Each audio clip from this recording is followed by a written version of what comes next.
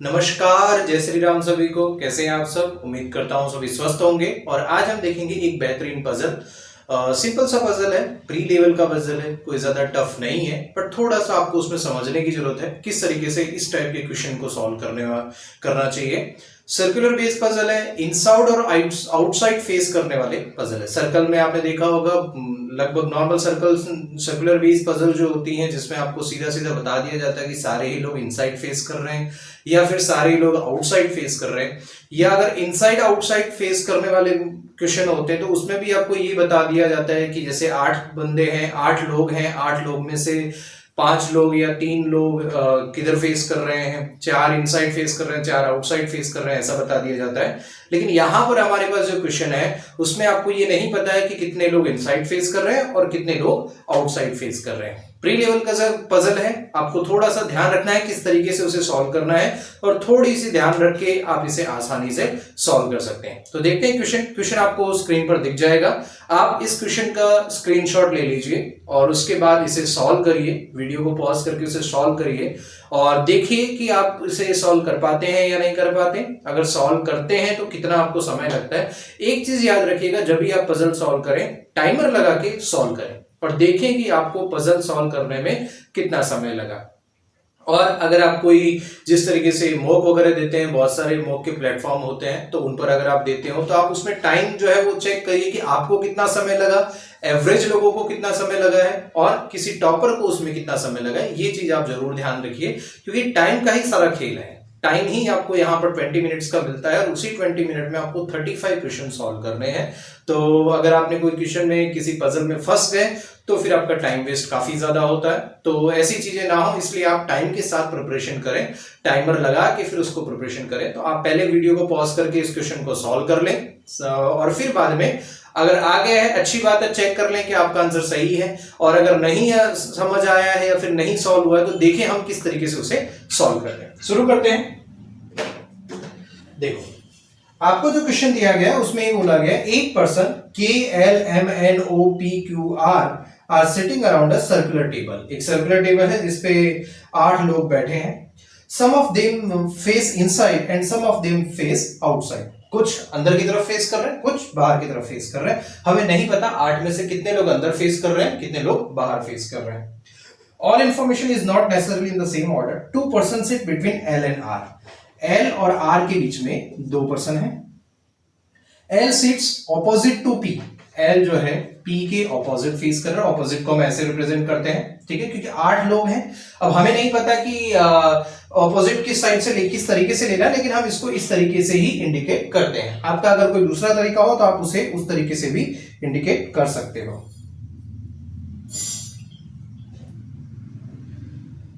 L sits opposite to P and both of them face towards center. और दोनों ही towards center मतलब inside face कर रहे हैं। O sits immediate left of K. O जो है K के immediate left में है।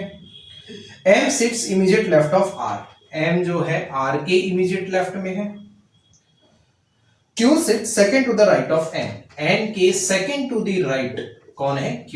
Qn के सेकेंड टू द राइट कौन है? Q। इस तरीके से जो कंडीशंस बनती है उनको हम बॉक्स में लिख लेते हैं ताकि पता चले कि ये अलग अलग कंडीशंस है। N sits third to the left of M। M के थर्ड लेफ्ट में, M के थर्ड लेफ्ट में कौन है? N। M के थर्ड लेफ्ट में कौन है? M। थर्ड लेफ्ट है तो मैंने पहले भी सिखाया था कि 2 लोगों को बीच में लेना है। Q doesn't sit opposite to the person who sits immediate right of L. L के जो immediate right है, इस तरह के क्वेश्चन को किस तरीके से इंडिकेट करना, देखो L के जो immediate right है, ठीक है, L के जो immediate right में कोई बंदा बैठा है, हमें नहीं पता कौन बैठा है, लेकिन उसके एकदम ऑपोजिट कौन नहीं है? Q नहीं है, ठीक है। हो सकता है उसके सराउंडिंग हो, उसके आसपास हो, लेकिन एग्जैक्ट ऑपोजिट नहीं है। Q doesn't sit opposite to the person who sits immediate right of L. One person sits between O and P. O और P के बीच में एक ही पर्सन है। O और P के बीच में एक ही पर्सन अवेलेबल है। K faces same direction as O and Q। मतलब आप ये कहने की इस कंडीशन का मतलब ये हो गया K और O और Q ये सारे के सारे सेम डायरेक्शन फेस कर रहे हैं। मेरा ये इस तरीके का रूटीन रहता है कि मैं सेम डायरेक्शन को स्टार से इंडिकेट करता हूं और जो ऑपोजिट डायरेक्शन है उसको हैश से हम इंडिकेट करते हैं। P is not immediate neighbour of O। O के आसपास P नहीं है, O के आसपास P नहीं है, तो ये कंडीशन वैसे ही फालतू की दी गई है, आपको इसका कोई मीनिंग नहीं है। क्यों? क्योंकि O और P के बीच में अगर एक पर्सन बैठा हुआ है तो वैसे ही वो आस पड़ोस में नहीं आएंगे, ठीक है, आजू बाजू में वो वैसे ही नहीं आएंगे। Immediate neighbour of K face opposite direction to each other, और K के जो इमीडिएट नेबर हैं वो ऑपोजिट डायरेक्शन को फेस कर रहे हैं, मतलब अगर एक इनसाइड फेस कर रहा है तो दूसरा आउटसाइड फेस कर रहा है। तो सारी कंडीशंस को हमने यहाँ नोट डाउन कर लिया है। अब हम क्वेश्चन की तरफ चलते हैं। 8 लोग हैं, सर्कल बेस पजल है, तो इस तरीके से आपने एक कंडीशन बना ली, इस तरीके से आपने फिगर बना लिया। अब सबसे बड़ी बात होती है इस तरह के क्वेश्चन में आप शुरुआत कहां से करें, ठीक है, तो जिसकी कंडीशन ज्यादा दी गई है उसी से आप शुरुआत करते। देखो L और R के बीच में हमें कंडीशन दी गई है, L और P के बीच में दिया है, P से O के बीच में, O से K के बीच में, तो बहुत सारी चीजें हमें यहाँ पर मिल जाती है। तो L और P से शुरू करते हैं। मान लो आपने L को यहां लिया तो P को आप यहां लोगे, L को यहां लिया, P को आपने यहां लिया, ठीक है। अब क्या बोला है, L और दोनों ही इनसाइड फेस कर रहे हैं तो उनको इनसाइड फेस करने वाला हमने साइन भी इंडिकेट कर दिया। अब L और R के बीच में 2 जन है, 1 2 R यहां आ सकता है, 1 2 R यहां आ सकता है, मतलब 2 पॉसिबिलिटी बन रही, तो हम दूसरी पॉसिबिलिटी भी बना ही लेते हैं, ठीक है। L को मैंने यहां इंडिकेट किया जो कि इनसाइड फेस कर रहा है, P को हमने यहां इंडिकेट किया जो कि इनसाइड फेस कर रहा है। तो अगर यहां पर मैं L और R को यहां लेता हूं तो मैं यहां पर 2 छोड़ के R यहां ले लेता हूं, ठीक है। L और R की जो कंडीशन है वो कंप्लीट हो गई। अब यहां से देखिए, यहां से आगे क्या मिलता है, R के इमीडिएट लेफ्ट में M है, तो R के इस साइड तो M आ नहीं सकता और इमीडिएट लेफ्ट एक ही पोजीशन बची। अब इमीडिएट लेफ्ट इसको होना है तो R की डायरेक्शन क्या होगी, अगर R इनसाइड फेस कर रहा है, मतलब R का मुंह अगर इस साइड, आप देखिए ऐसे मुंह करके बैठा हुआ है, तो उसका लेफ्ट साइड जो होगा वो ये होगा, ठीक है, उसका लेफ्ट साइड क्या होगा ये, और राइट साइड ये होगा। लेकिन R बाहर की तरफ फेस करेगा तभी इसका लेफ्ट ये होगा M, ठीक है, तो मतलब R कहां फेस कर रहा है, बाहर की तरफ फेस कर रहा है। सिमिलरली इसमें आप देखिए तो M यहां तो नहीं आ सकता, मतलब M कहां आ जाएगा, यहां आ जाएगा। अब R को अगर आप बाहर की तरफ फेस करा दोगे, मान लो कि ये जो मेरी टिप ऑफ द फिंगर है वो अगर बाहर की साइड फेस कर रही है, इसका मीनिंग उसका लेफ्ट ये हो जाएगा और राइट ये हो जाएगा। लेकिन हमें तो बोला है कि R का इमीडिएट लेफ्ट M है, ठीक है, तो ये अंदर की साइड फेस करेगा, मतलब इस साइड फेस करेगा, तभी ये M क्या आएगा, उसके इमीडिएट लेफ्ट में आएगा। मतलब ये कंडीशन हमारी होगी। जो कंडीशन होती जाए उसको कट करते जाओ ताकि आपको बाद में पता चले कि कौन सी कंडीशन रिमेनिंग है। ये कंडीशन फुलफिल हो गई, ये कंडीशन भी फुलफिल हो गई।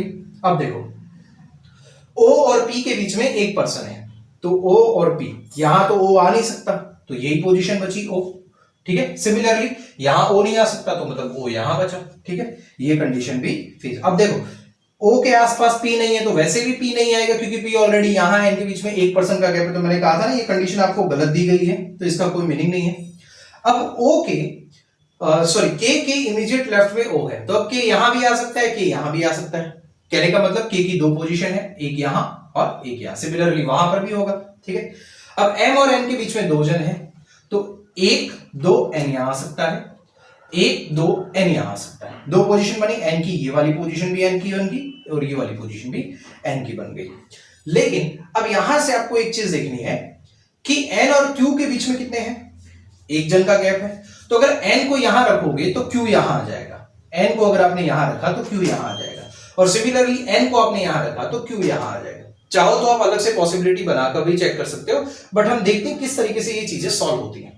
अब N और K के बीच में आपको कॉन्फ्लिक्ट है कि या तो N यहां पर आएगा या N यहां पर आएगा, K यहां पर आएगा या यहां पर आएगा। तो उस K से ही हमें पता चलेगा कि N कहां पर आएगा। कैसे, अगर सपोज करो K को मैं यहां ले लेता हूं, K को मैंने यहां ले लिया, तो मेरे पास N और Q के बीच में एक जन होना चाहिए, N और Q के बीच में। तो सीधी सी बात है N या तो यहां पर आएगा या यहां पर आएगा। कहीं पर भी देखो तो वहां पर आप N और Q की कंडीशन सेट नहीं हो रही, क्योंकि N को यहां रखोगे तो ऑब्वियसली एक ही पोजीशन बची है Q के लिए, ये वाली, और यहां पर देखो तो 1 2 3 यहां से आ रहा है, 1 2 3 यहां से आ रहा है। इसका मीनिंग N और Q की कंडीशन सेट नहीं हो रही। इसका मीनिंग क्या हो गया, K यहां पर नहीं होगा। अब K यहां पर नहीं होगा तो K की दूसरी एक ही पोजीशन बची थी जो कि ये थी।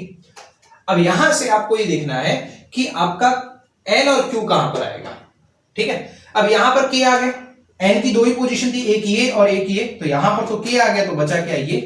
N को यहां पर क्यों नहीं ले सकते, इसलिए नहीं ले सकते क्योंकि आपको बोला है कि M और N के बीच में 2 जन है, तो यहां तो इमीडिएट नेबर हो गया।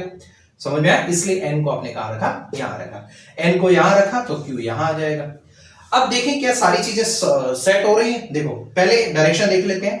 एन के सेकंड राइट में क्यू है, एन के सेकंड राइट में, तो इसको कहां फेस कराओगे? ठीक है, सेकंड राइट मतलब अगर अंदर की तरफ देखेगा तो ये लेफ्ट हो जाएगा, तो इसलिए क्या करोगे, इसे बाहर की तरफ फेस कराओगे तो सेकंड राइट। ठीक है, इसकी डायरेक्शन कंप्लीट हो गई। ठीक है, अब देखो, हाँ एक और चीज याद रखना, ये जब कंडीशन आप बना रहे हो, दो पॉसिबिलिटी बना रहे हो, तो ये इसको तभी काटना है जब दोनों में वो कंप्लीट हो जाए, तभी काटना है। ऐसे नहीं कि आपने एक में कंप्लीट कर लिया, काट लिया, फिर बाद में पता चला यार ये कंडीशन तो वहां हमने रखी नहीं है। क्लियर? इस चीज का खास ध्यान रखना। अब एन की कंडीशन आ गई। अब देखो एम के second to the third to the left में कौन है? एन। एम के थर्ड टू दी लेफ्ट, तो ये अगर इस साइड जाना है तो ये क्या हो जाएगा, बाहर की तरफ फेस करेगा।